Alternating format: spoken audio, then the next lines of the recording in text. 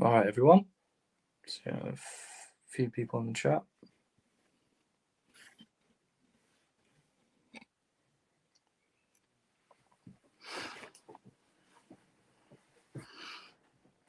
All right, hi everyone.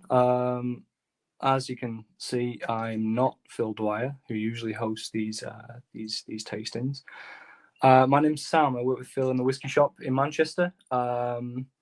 He's been sort of a whiskey Yoda for the shop and myself, and he's taught me everything I know and taught everyone else in the store what they know, really, for the most part.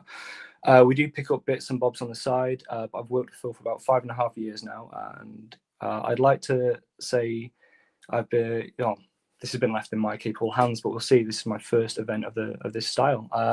If there are any issues, if I do mess up, please do blame it on Phil. But yeah, I'd like to say hello to everyone, and I first off want to say how lucky I am, because we're trying some really cool whiskies tonight.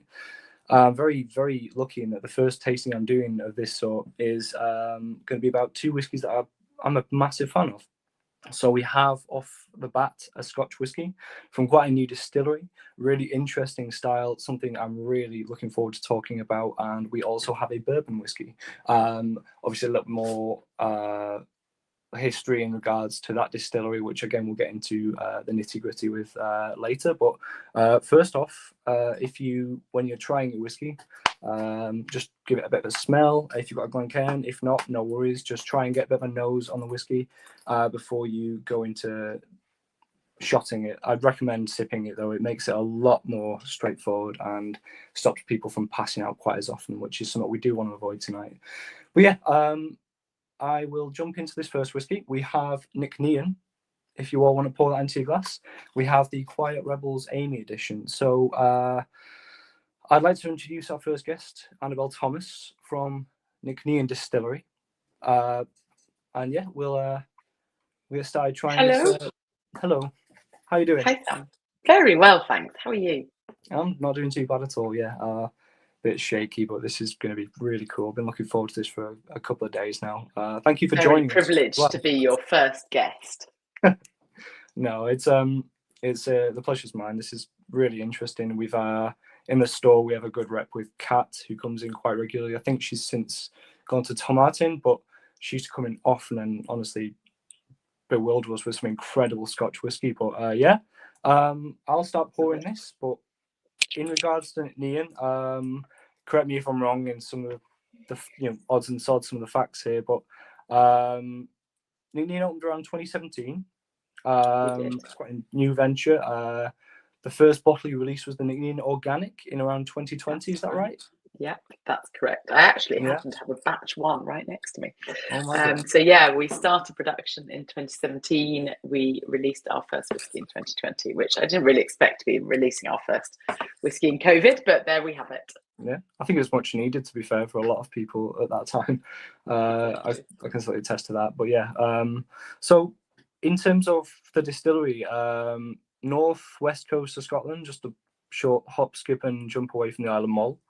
Is it the Morven Peninsula it's based around? It is. It's a very beautiful, very remote part of Scotland. And whenever I tell people it's very remote, they don't believe me. And then if they come, they get there and they're like, wow, this is really in the middle of nowhere. Yeah, it's very beautiful. It's actually on my parents' farm, which was part of the original inspiration for, I guess, creating Nc'nean. Brilliant, fantastic. Well, I'm going to pour a glass of this. If you'd like, would you like to talk us through the Quiet Rebels range? What led you to that idea? Yes, absolutely. So the Quiet Rebels range is one of our two seasonal releases. We release one in spring and one in autumn, and Quiet Rebels is our autumn release. And I wanted to create something with the Quiet Rebels series that really heroed our team. Because one of the things that we've got lots of things that are important to us in Nc'nean, but one of those things is people. And so we came up with this idea of Quiet Rebels, where you get your own whiskey bottling with your name on the front and an input into what the whiskey is based on the order that you joined the company. So Matt, who's our blender, actually has a spreadsheet that that tracks this, obviously. And the idea of the series is that when it's your turn coming up, so about a year in advance of it being your turn, Matt, our blender, will sit down with you and try and understand what it is you like in whiskey. And then we will try and create something that is as much a reflection of that as we can out of obviously what is existing Nc'nean stock. It turns out we've actually set ourselves quite a challenge with this process. The first couple of years were quite easy. And it seems like the further in we go, the harder it gets, because people dream up more creative things that they want out of their whiskey. And so the one that we're tasting tonight is Quiet Rebel's Amy.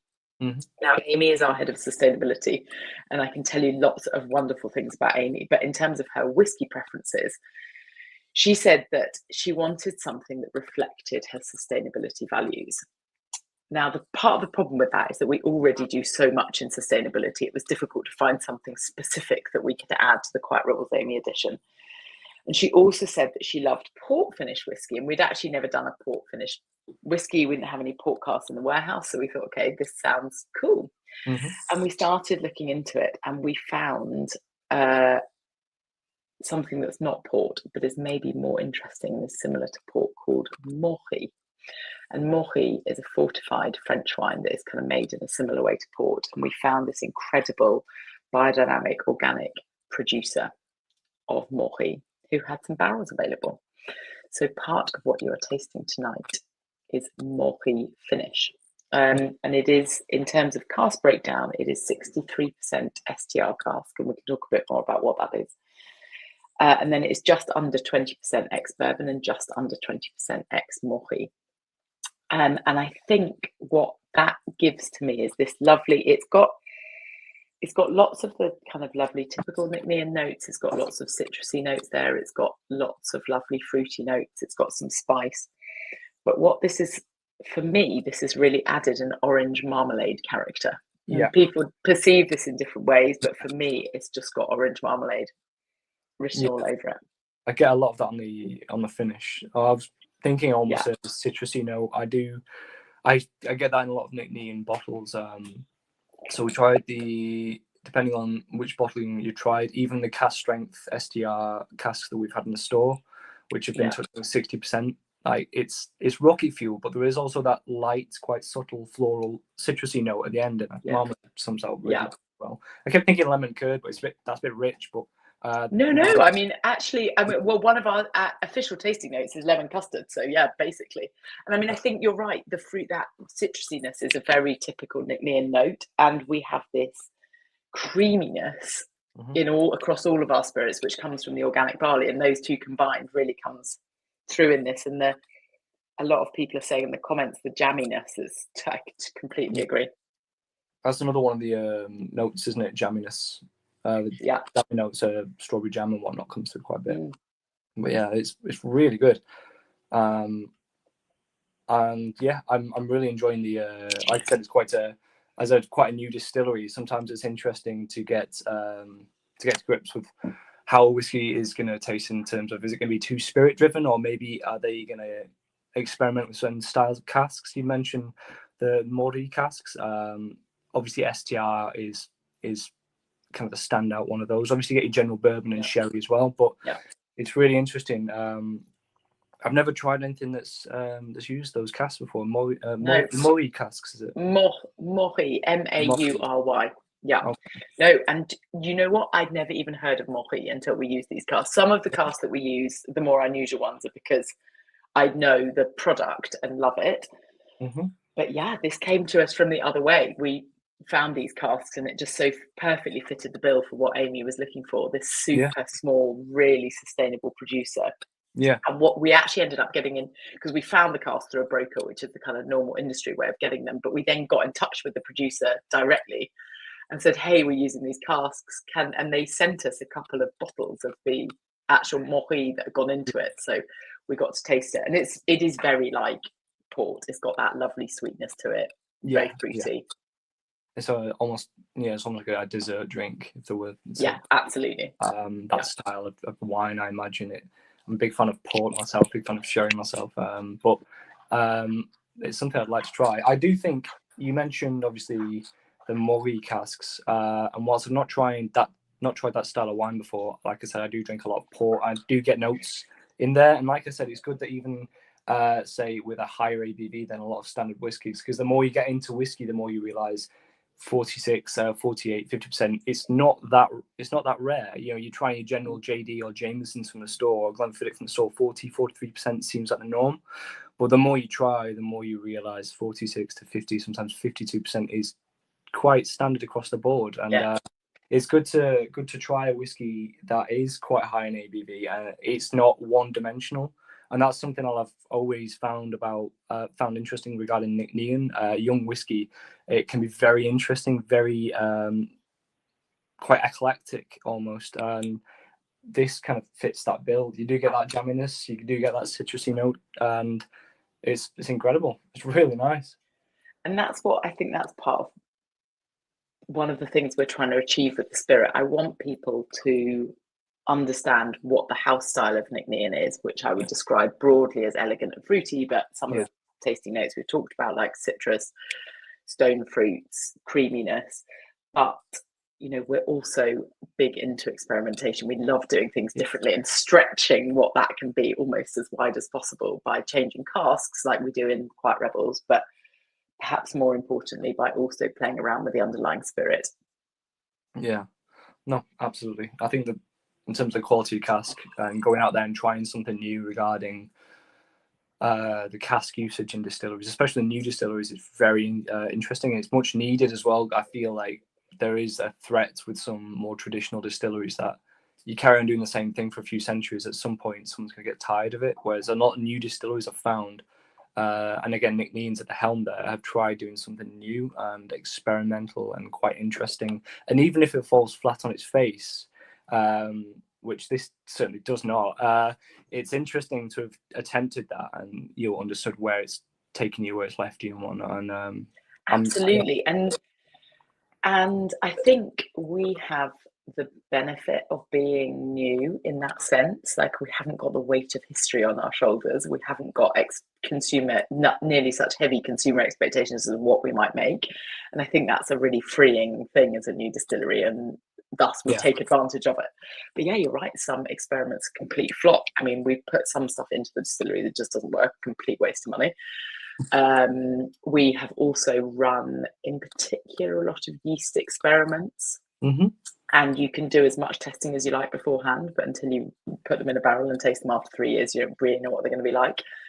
But the good thing is whiskey continues developing. So even if then there's one that we tasted at 3-ish years and we're not sure that's the greatest whiskey, but actually it's developed into something really good. So, you know, patience also can, patience and time can get you a long way. Brilliant. Liz has just put in the comments, in terms of food pairings, she thinks it go with the cured meat, which I'll be honest, especially with the port style or the Molly style of wine, I do get that absolutely. Is there anything you would recommend pairing with this food wise? Well, I think it's really interesting, Liz, that you say cured meat, because I did a wonderful session probably a couple of weeks ago specifically pairing Nc'nean with food, and one of the things that we paired it with was cured duck, and it was incredible. It had this lovely salinity which contrasts nicely, but also kind of relatively delicate, right? Cured meat is not overly garlicked or anything else, and it was incredible. And had this lovely fattiness as well, which complemented the Nc'nean. I mean, I can actually drink whiskey with almost any food, but I also really love it with cheese. I've not tried Quiet Rebels only with cheese, but I could see it going well with not like a super mature cheddar, but something a bit softer. Yeah, definitely. In terms it was sensational, Liz. Yes, the cured duck. I'm not good enough to make it myself, but it was amazing. No, I would say as well, in terms of, like I said, with the fortified wine style that you're introducing with some of the Nc'nean whiskies, cured meats, it's always something you go towards. Sherry, port cask, Morley casks as well, which has been an education for me. But yeah, trying something new, it's always very, very interesting in the whiskey world. But in terms of where you started off, with the idea for Nc'nean, which I believe was it around 2013, 2014? 2013, yeah, exactly. Was sustainability always a key focus of that moving forward, or did you just want to say, for example, like, were you a whiskey drinker before pursuing distillation, before pursuing opening? Yes and no. It depends at which point you take. The history is that I used to be in a big corporate job in London, and in about 2012, so before I formally started Nc'nean, I took some time off from that job for fun, and my family had this idea of a whiskey distillery, and I said, how about I write the business plan, because we keep talking about this and not doing anything about it. And so I did, and I did lots of research, but I also went to some distilleries, and that was the kind of key moment for me, because two things happened. The first is I started to like whiskey. So to answer your question, I didn't like it before that trip, but after that trip, I loved it. And that, I think, really has an impact on my perception of whiskey as well, because I haven't loved it forever. So I really have an empathy for people who don't like it. Mm-hmm. But I have also been fully converted, and now I'm in love with it. So I'm really like, I really have a passion for getting people who aren't necessarily into whiskey into it, because I've seen some of the barriers that I found getting into it. But the other thing, the main thing that trip did is highlight to me that there is this incredible tradition in Scotch, but no one was doing anything differently. There was a lot of we're doing things the way they've always been done, which is fantastic. And there are loads of distilleries doing that. But I felt there was a need for someone to look at things with a more modern angle. And that is really what Nc'nean is about. And very important to that modern angle is sustainability, because I really care about sustainability, and I wanted to show the whiskey industry that there was a more sustainable way forward. And then the second element to that is this more innovative side. We haven't been around for 100, 200 years. We haven't always used the same yeast. So we have the ability to experiment with yeast and experiment with cask types and be a little bit more stretchy in what we produce. And I find that super exciting. And I think I felt that the Scotch industry had maybe got a bit too narrow in its bog standard spirit production and relying overly on cask finishes to differentiate the products. Yeah, I absolutely agree, especially in regards to, you mentioned the modern angle, in terms of a lot of distilleries that are opening up, newer distilleries in Scotland. There is an idea that, if it's been made this way since the 18th century, why change it? Why fix something that's not broken? But at the same time, you are seeing a lot of new world distilleries, a lot of new distilleries opening up left, right, and centre, whether it be Indri making Amrut, whether it be Kavalan from Taiwan. There's a lot of interesting things being made left, right, and centre, and it's good that newer whiskey distilleries from Scotland, like Nc'nean, who are at the helm there, as well as say Locklear and whatnot, have been going out there and doing something new, doing something very impressive and very experimental, and kind of pursuing that whilst keeping their roots and keeping the traditional Scotch element there. They've also got a focus for broadening their horizons. It's refreshing. It's really interesting.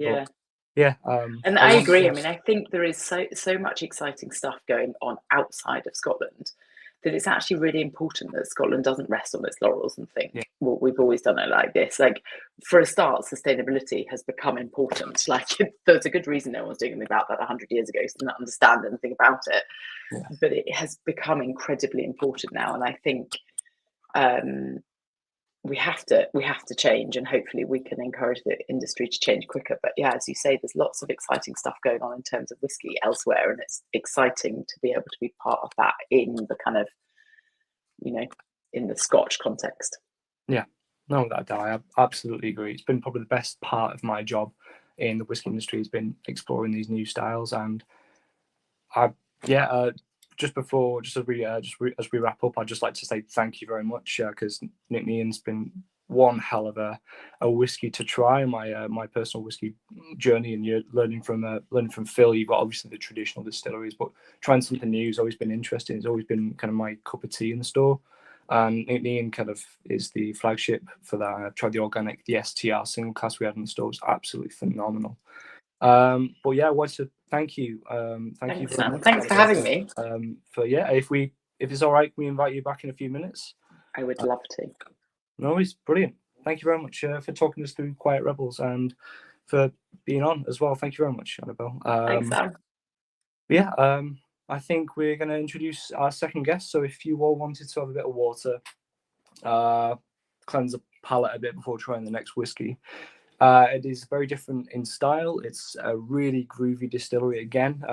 That's what I mean. I was very lucky to be hosting this, my first, tasting of these sorts, and having two incredible distilleries on with us. But yeah, I'll introduce our next guest now.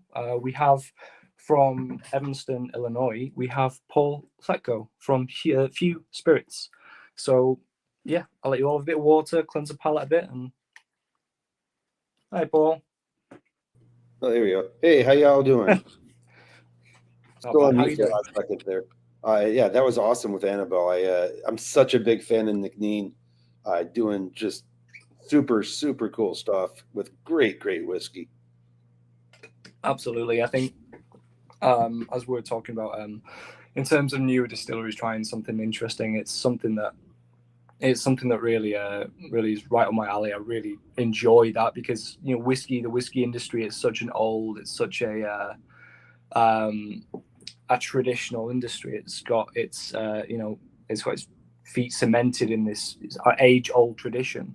It's interesting trying whiskey from a distillery that manages to keep that alive, but also try something new and pursue something new. And we're going to be talking to you later about that as well. Obviously, Paul, was it 2011 if you got started? Yeah, we hit the market in 2011. Obviously, it's whiskey, so we started before then. But yeah, we hit the market in 2011, and we were lucky enough to get launched over in the UK. I think it was like 2013, might have been 2014 though. So we've been there for a while, and it's always fun coming over to your side of the pond and seeing these wonderful reactions and talking to great people about great whiskey. It's a great job. It's wonderful. It's a wonderful industry. Once you land on your feet, there's so much to try. There's so many interesting styles. I've got, I see it in the shop a lot. Members of the public coming in that I don't drink whiskey because I had a bad experience with it when I was in university or in college or a house party once, and you're like, oh, you're missing out. You're missing out so many interesting styles because it's the same with plenty of other spirits. Like recently, I've been trying new tequila styles, and I didn't know anything about tequila really until about just after COVID, and by then I'd worked in the industry for 2-3 years, 4 years maybe already, and it's just interesting. It's just a hell of an industry to work in, the spirits industry in general. But with yourself and with Nc'nean, it's good to combine the old and the new and try something new and interesting and innovative, but also you're drinking whiskey, which is age old, and it's really cool. It's just a cool thing to drink. But yeah, thanks. Yeah, I've always felt like Nc'nean and FEW kind of come out of a lot of the similar stuff because we're not afraid to experiment. We're not afraid to go against what other people do. Nc'nean is facing off against some really good Scotch distilleries, that's for sure, and we're facing off against some really good bourbon distilleries. Yeah.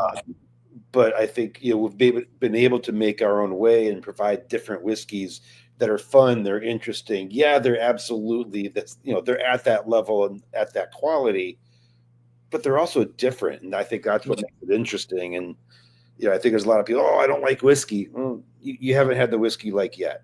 Yeah, there's a whiskey for everyone.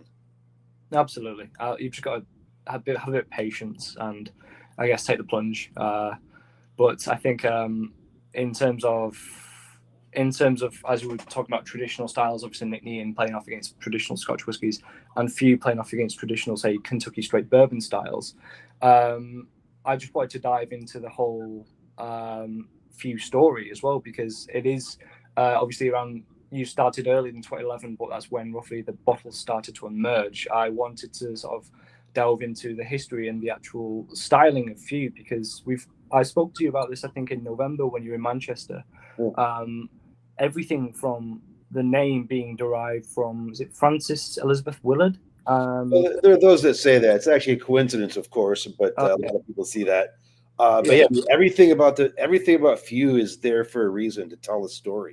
Like whiskey itself is a story. It is. Whiskey is art, and whiskey is story in a bottle. Mm-hmm. Whether it's FEW or Nc'nean or Dewar's or Evan Williams, whiskey is a story in a bottle, and that's what's really best to share. Because like a story on its own, if you got a book on the shelf, who cares? Yeah. Share this book with a friend, and now you got something to talk about. No, without a doubt. And it helps if it's about whiskey as well. I mean, it's far easier to enjoy a story if there is, an ABV of around 46 to 50% there with it. But I'm going to pour this bourbon now, the FEW bourbon, and I'll let you take it away. Can you tell us about what makes this bourbon unique, about what makes it very FEW in terms of the styling? I've tried this quite a few times as well. I do get notes of your traditional bourbon notes, so richer, sweeter, almost vanilla styles. But there is something more caramel about it, something spicy. But I'll let you take it away, please. To me, kind of the house style at FEW revolves around tart cherry and cinnamon. In the bourbon, I think it really brings out the cinnamon. And so, when you look at a lot of bourbons, bourbon by law is required to age in a new barrel. So there's typically going to be way more wood influence, way more oak than you're going to see in most scotches, which are in a used barrel.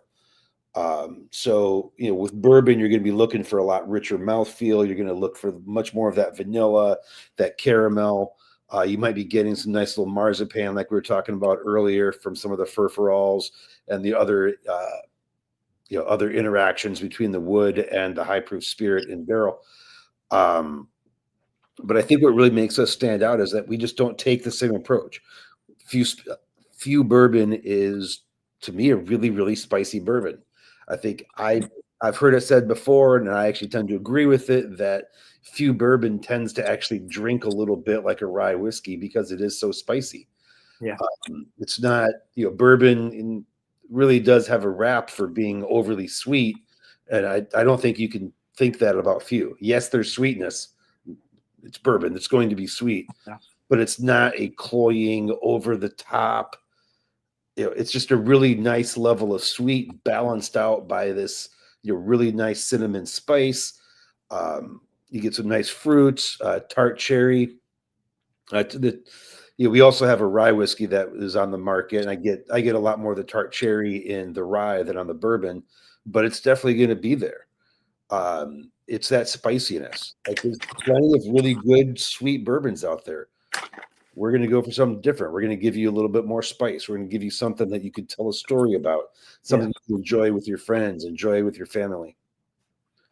No, absolutely. And I think something different is probably the phrase I think of when I think of FEW as well. Like I said, I'm a big fan of your bourbon, of your whiskey in general. I think when you were last here, we tried the Immortals Rye with the oolong tea, cooked with the oolong tea, and I actually hosted a tasting recently with a few family members of mine, and we did mostly Scotch whiskey with a couple of Irish whiskies thrown in, and just at the end there, I let people try the FEW Immortal, and it went down a storm. But it kind of upset the apple cart in a really positive way, because my family, they love whiskey, but it's a case of my mother drinks whiskey with me quite often, but in terms of my uncle, for example, my cousin, they're very new to it. They're very sort of like Jack Daniel's honey is their go-to. So when you try something as eclectic, as skew-with as the Immortals Rye, or even the bourbon itself, because it is very different, as you said, it's got sweetness, but it's very different to traditional bourbon style that you might find from Evan Williams or makers and whatnot. It really floored them because it's such a different type of spirit, not just as a whiskey, as a spirit altogether. It's very, very quirky. And as you were saying about the bourbon having notes of cinnamon, the minute you said that, it did click. It does have almost a Christmassy style to it, almost a Christmassy feel to it. It's quite rich. It's quite a viscous style of whiskey. That cinnamon does come through, especially on the finish. I do get that spice, that sweetness is there, but it's not lingering like it is with a lot of other bourbon styles. But yeah, you get very interesting. You'll definitely get those baking spices. I get nutmeg, mace, maybe a little bit of cardamom here and there. Yeah. But again, we're trying to have something different. Like we want to be interesting, and like the Immortal Rye product you were talking about is one of our what we call innovation whiskeys, and it's our rye whiskey, but instead of using water to bring it to bottle strength, we use oolong tea. So we're adding in something different in there, and I think it just completely changes the experience. Just like you were saying, like putting that in at the end of a tasting with a bunch of other scotches would be very, it's just going to be completely out of left field. Yeah, but it works. Honestly, I landed on my feet with that because they'd have disowned me on the spot if it had been bad. But I'm really glad it went well because I do enjoy these bottles, and FEW is, since my time at the shop, is a distillery, is a bourbon, not just because of the taste, but the story itself is something that I've really enjoyed. You were mentioning, is it Innovative range, the Immortal Rye? Yeah, so it's one of our core products now. I mean, it's out there. It could be a difficult one in the marketplace because it is weird. I mean, it's delicious, but it is weird. And I think a lot of places, it can be difficult to put on a shelf because you don't really know what it's doing. Yeah. Like you don't know, if you don't know what the product is, it can be scary. So it tends to do really well in bars and restaurants more so than in retail. But yeah, FEW's always going to have a little bit of a different approach. Skywalker's asking about the leathery medicinal notes, and a lot of it's from it's really from the barrel char. But we also get our lumber from a different source than most other distilleries. We get our lumber from a cooper up in Minnesota in the United States, rather than much further south where most other bourbon distilleries get it or get their lumber. And because it's up north, there's a much shorter growing season. If you don't know your American geography, don't worry about it. I always kind of try to give the analogy that most bourbon distilleries get their lumber from effectively like Tuscany or somewhere in Italy. We get our lumber from northern Finland. And so you're going to get like a very, very different environment for the wood. And so I think that's really, where a lot of some of that stuff is going to come from, is that different wood as well as the relatively heavy char. It's called number 3, but to me, it tastes more like a 4. Fair enough. Yeah.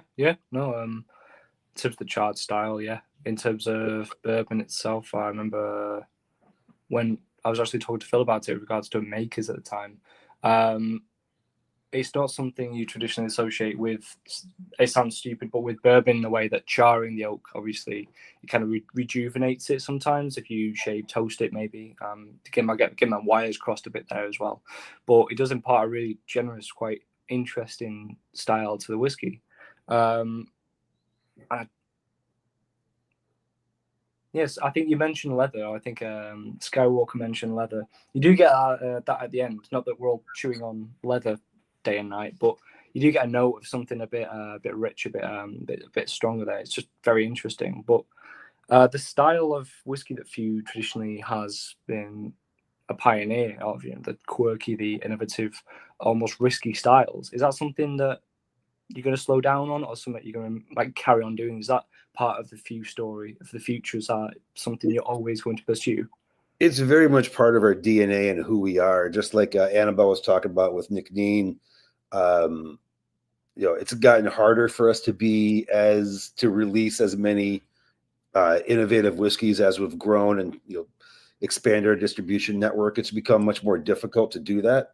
But that's still who we are, and I wouldn't. We're never going to quit doing that, whether it's doing stuff like the cuts with Immortal Rye or cold cut bourbon, or working with the rock and roll bands that we work with.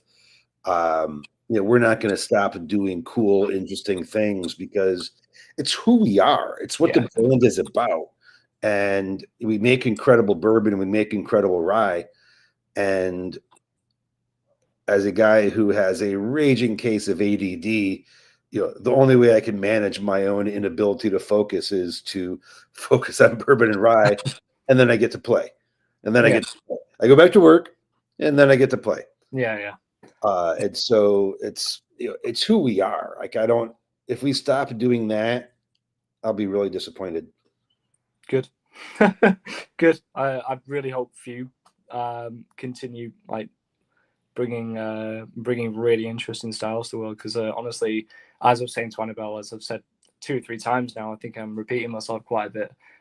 New and interesting styles is really the feather in the cap of new distilleries, and obviously FEW been open for longer than a decade now. It's a relatively short time compared to a lot of other distilleries around the world, and the fact that these new distilleries are still coming out and putting their best foot forward and doing something interesting and putting themselves on the map and turning heads, I think, is something whiskey's always done. It's never supposed to be boring. It's never supposed to be inoffensive. It's always supposed to upset the apple cart. And I don't think anyone does it better than FEW, to be fair. I think it's always gonna be an interesting whiskey to try, especially if you've got a room full of people who've never tried it before. You crack open the cold brew or the Immortal Rye, or even the American single malt, which I really enjoyed. I got notes of farmyard from that. I really enjoyed that. I thought it was interesting. I thought it was really cool.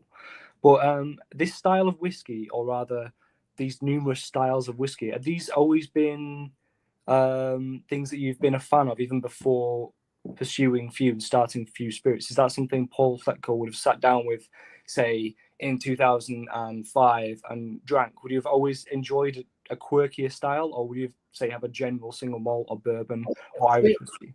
I think historically there weren't that many quirky whiskeys because, in the U.S. it was just dominated by 7 historical legacy distilleries, all of whom were massive, and none of them could afford to put out, quirky whiskeys because, once you get to a certain scale, if you can't sell 100,000 cases, you're not going to bother. Whereas when FEW started, I could sell 100 bottles and it would be a successful release. That's, it's different. And then in Scotland, also obviously a very, very traditional whiskey country, the rules are very strict. And so I think it's very difficult to have quirky Scotch. That's why I think Nc'nean is just absolutely fantastic, because they're finding a way to do really cool stuff while, effectively having their hands tied behind their back by the Scotch rules. So huge respect and love over there. But when we started up, I just kind of really realized that there's no point in making whiskey that tastes like somebody else's. The world's worst sales pitch is, try this whiskey. It tastes just like Elijah Craig, and it's only $20 more. Yeah. It takes all the heart, all the soul out of whiskey, and that's at the end of the day, as we were talking about before, that's the story. It's the heart, it's the soul. Whiskey's always had that, and the minute you make it a sales pitch about statistics, about the numbers, it loses that heart. And I think FEW does an incredible job of portraying a very interesting story, and that you can get it in the whiskey as well. There's such a vast range, and someone mentioned in the comments regarding the difference in wood. Even it never fails to amaze me. Conan mentioned that the difference in wood never fails to amaze me, and it's just, you get that in very few distilleries. But some of the leading styles, some of those distilleries that do make an effort to show the difference, FEW is there, Nc'nean is there. It's rare that you get that amongst some traditional styles, which I'm not going to name. Come by our mix and taste all our wood experiments with our main makers, our supplementer makers, the barrel companies that want us to use their barrels, our finishes. We've probably got, I don't even know, 30, 40 different wood experiments going at any one time. So if you like playing around with how the wood affects, frankly, so do we. And so we always try to put as consistent of a whiskey into different barrels as we can, just so we can isolate out variables. Wonderful, brilliant. Well, just before we wrap up this segment, can I just ask, what made you want to be a distiller? Say, what made you want to pursue distillation and whiskey distillation at that? Like, was it something you've always been interested in, or was it something you quite happily stepped into and found that you enjoyed? A little bit of both. I mean, I think I've always had a personal relationship, if you will, with beverage alcohol. But that's not going to get you to do what I do for a living. And for me, that was really much more family. Prior to World War II, my grandfather's family owned what is now a major brewery in Czechia. I'm actually a Czech citizen, so kind of fun. I'm actually more European than all of you. But 1939, the Nazis invaded Czechoslovakia at the time and confiscated the brewery and murdered the entire family in the camps. And so after the war, while my grandfather survived, he spent the rest of his life trying to get the brewery back, but never did. And so when he did pass, it kind of struck me that all of that legacy and history is gone forever unless I do something about it. So I did. And so, FEW is just kind of really trying to regain family history and legacy that FEW is, FEW is business. This is how I feed myself. It's how I feed my kids. But it's also art and like the passion and the art. But at least for me, FEW it's blood. It's really the only stuff that really matters. Love as well. Skywork was asking about food pairings. I think there's a whole bunch that you could go with. Obviously, it's going to be great with any sort of a steak or anything that's going to be kind of heavy. Big, bold bourbon flavors are going to go up really well against steaks, pork chops. Maybe I wouldn't do like a delicate fish with a bourbon. Yeah. But certainly anything big and bold. And for desserts, I've got a couple favorite desserts actually. First off, anything just vanilla ice cream with bourbon on top. I just think that is just absolutely fantastic. Yeah. Super, super simple. It's bourbon and vanilla ice cream. You really can't be you're not going wrong there. But I just think that's absolutely fantastic. And then I also really like a bigger kind of fruitier. I don't know if you guys what you would call like crisps or compotes, like a fruit pie that's big, heavy, thick, thick pie. Cheesecake would be fantastic. You're looking for bigger, bolder flavors because otherwise the whiskey is just going to dominate. And so, if it's like a subtle, like leafy salad, bourbon might not be the best whiskey to go with a salad. But if you got enough steak on there, sure. Yeah, true. I can always imagine a New York style cheesecake or original cheesecake style with a bourbon would be absolutely incredible. But I think we'll wrap it up there if that's all right with you, Paul. If thanks for coming, Sam. Yeah, thank you. If we look at inviting Annabelle back, we can please the future whiskey. I'm a huge fan of Annabelle's. Hello. I'm back. Hello, Paul. Hello. How have you been? Skywalker, that's exactly what I call it when I try to sell it to accounts. I love it. Sounds amazing. No. I've been good, thanks. Brilliant. So enjoying listening to you and Paul chat. And gradually get a little bit more and more tipsy because these measures are slightly larger than what I was expecting. But it did look like a very generous pour, I have to say. It's a very generous pour. It didn't stop; it just kept going. I was like, you get a generous amount in those pouches. Really, you're not getting like a little tiny drop. You're getting a really nice. You get a really nice pour. I mean, I'm not complaining. It's the complete opposite. But I'm glad I'm not driving anywhere in a bit. But I'd say, in terms of both of you being at the helm of newer distilleries, how would you say the whiskey industry? What would you say? Are they say it's in good hands for the future in regards to styling and in regards to trying something new, but also retaining something more traditional? Or would you say there's a bit of a problem?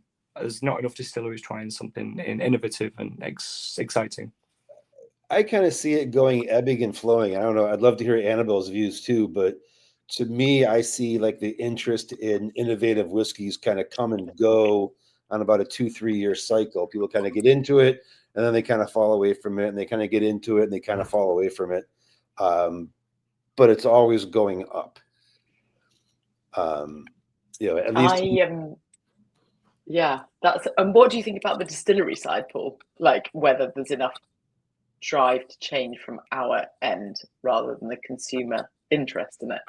I think it's really tough. I mean, I think the US and Scotland tend to operate on a little bit of some different timelines. And right now in the US, we're all getting our teeth kicked in.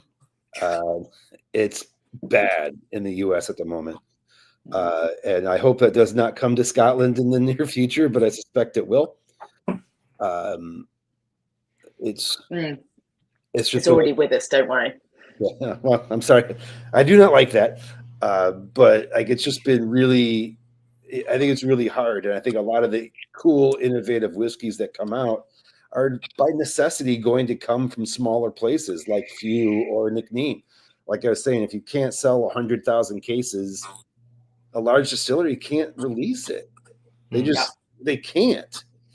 And so, when small distilleries are having a hard time like they are now, it's not good for the innovation or creativity and getting new styles of whiskey out there because we're all just trying to make our mortgage and rent payments. We're not really hard to keep focusing on doing cool stuff when you're laying people off.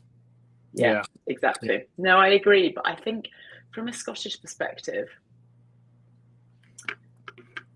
I still feel so. Part of my rationale for starting Nc'nean was I really strongly felt there was not enough interesting stuff happening in Scotland. And that has changed, obviously, because there's lots of cool new distilleries in Scotland now, but we are still a tiny percentage of the liquid that is coming out of Scotland. And I would definitely like to see some more change from the bigger distilleries, which I know is really hard for them to do for all sorts of different reasons.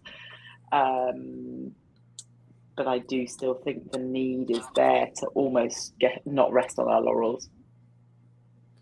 Yeah, it's tough. I mean, that's just the way. It's just the reality. Yeah. But I think it's also really cool that you got places like Whiskey Me that are really helping FEW and Nc'nean and a bunch of other really cool distilleries, get out there, get our name known, and places like the Whiskey Shop where you guys stock incredible stuff. You can't go in there and not find amazing bottles left and right. And so I think it's really like these are really important things that you're getting exposure from places like Whiskey Me, and you can come into shops like Whiskey Shop, and you can talk to Sam, and you can talk to Phil Dwyer, at people that share your same passion for whiskey, and they know what they're talking about. Yeah, it's companies and they can help guide you. Exactly. Yeah, I agree, but I think Skywalker makes a really interesting comment about who can realistically access the experimental ones, which I agree with. Like, realistically, the smaller distilleries are going to be more expensive. We don't have the economies of scale that the big guys have. However, there's a really important point for me, which is I think we need to get more people into whiskey. We collectively, not just the producers, but the whole whiskey community, like bring people in, because that's going to encourage innovation and interesting stuff. Because there is a small segment, like, craft distillery output is expensive, but there's enough people there's not that many craft distilleries, don't make that much whiskey. There's enough people in the world who could discover us. But especially in Scotch, I think sometimes barriers are put up to people getting into Scotch. Like, do you know the difference between a single malt and a blend? And if not, you shouldn't be drinking it. And that I would love us to work on as a whole community and bring people in and break down those silly barriers that were put up by the 1980s marketing, because that will also really help this innovative segment of whiskey, be that in Scotland or America or anywhere else, to thrive. Yeah, it's more people into whiskey is absolutely the key, whether it's men, whether it's women, and it up. And like, it's changed. Like, even in the 15 years that FEW's been around, when we launched, whiskey was like 95% men, 5% women. And I think the last number I saw was something closer to 70-30. I don't know if Sam or Annabelle, you guys have more updated numbers, but like in 15 years, the demographic shift has been absolutely fantastic. Yeah. No, without doubt. We've found it as well. A lot of people come into the store or talk about whiskey in general and talk about oh yeah, my granddad used to drink it, and he says it's not the same anymore. It's like not as good as the old stuff. And it's like the truth is, what your granddad was probably drinking was absolutely rubbish compared to what the newer generations are trying. So people are spending more money on whiskey while drinking less whiskey. So the end result is a better quality whiskey. More people are buying better quality whiskey than their grandparents were, which I find really interesting because, for example, when I was at university, no one would just bring out a bottle of Macallan 25 or a bottle of Yamazaki 18 to have, because it's insanity. It's financial suicide, because people just add Coke to it. But in terms of actual whiskey drinkers, newer generations, over the last 20, 30 years, people have been enjoying whiskey a lot more, but they're just buying one good bottle instead of three moderate or not that good bottles. And it's important that, because it's harder and harder for the general public to come across something innovative and interesting, it's important that, like you said before, people like ourselves can actually talk about it, quite heatedly about it. In terms of retail, at least, we get a lot of people coming in, and their idea of drinking whiskey comes from very outdated. So, it's got to be a single malt, it's got to be 18 years or over, and it's a case of, well, I disagree. Try this Amontillado Cask Cavallon, or try something new from Nc'nean, or try something new from FEW. And a lot of blind tastings, you try a whiskey. We have these little black glasses in the store, and you'll try a whiskey from it. And the minute people try it, they're like, "That's incredible! What is it?" And you're like, "Oh, it's Amrut. It's Amrut Fusion, or Narangia. It's Paul John, or it's Baines from South Africa." And they're like, "Oh, it's not Scotch," and then they'll change their mind. It's like, you've just tried it and said you enjoyed it. Yeah. So you've got a lot of traditional whiskey drinkers who, even on their own laurels, will go up and actually say, "No, I changed my mind." It's like, you can't change your mind. You've said you enjoyed it. Like, you can't change your mind on something as small as where the whiskey's from. And there's so many interesting styles coming out of every part of the world at the minute. It's really, really interesting. And Black is still around, and if you talk about the table with the old fashioned, it currently uses FEW spirits as the old fashioned in the table. So definitely going to recommend that. Yeah, isn't that a great bar? I held my AGMs, as in my shareholder meetings, in BlackRock for the first 3 years, until COVID, because I wanted, let's be honest, most of my shareholders are more traditional whiskey drinkers. I wanted to open their eyes to how else you could approach whiskey. Nice. It's a great bar. Yeah. Brilliant. No, as long as I've not been myself, but honestly, just having a bit of passion, honestly, it goes a long way.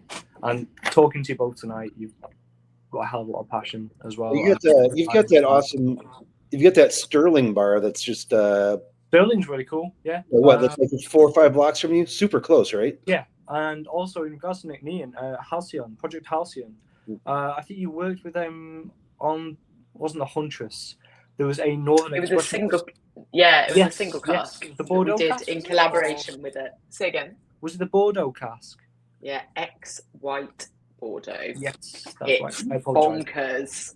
Yeah, it's definitely Marmite. There's not many whiskies we release that I say that about, but this one it's really funky and interesting. And yeah, it was picked by 4, I think, bartenders from 4 northern bars. Yeah, I think they had the place downstairs in Leeds, Project Halcyon, which is a bit of a haunt for us in a whiskey shop. But yeah, as long as the people there have a bit of a passion about talking about whiskey, and they obviously do, because you guys have made a whiskey based on recommendations, or based on their knowledge or love of whiskey. I think we've gone a bit over. I think my first tasting, I think people have started to leave. We've gone a bit over, but I wanted to thank you both for an incredible evening of whiskey drinking and whiskey knowledge, because I've learned a lot tonight, and I was nervous starting this tasting off. I've not done one like this before, but I want to thank you both very much for being here and talking each other's ear off about where the whiskey industry is going, what it's been like in the past, setting up your companies, about the stories behind Nc'nean and FEW, and drinking these whiskies has been honestly incredible with you all. You've been incredible company. Thank you very much. Thanks for having me on. It was great to be here. Great to chat with you, Paul. Thanks for all the wonderful comments, team, who were here. And yeah, just a pleasure. The comments have been incredible. Thank you. all.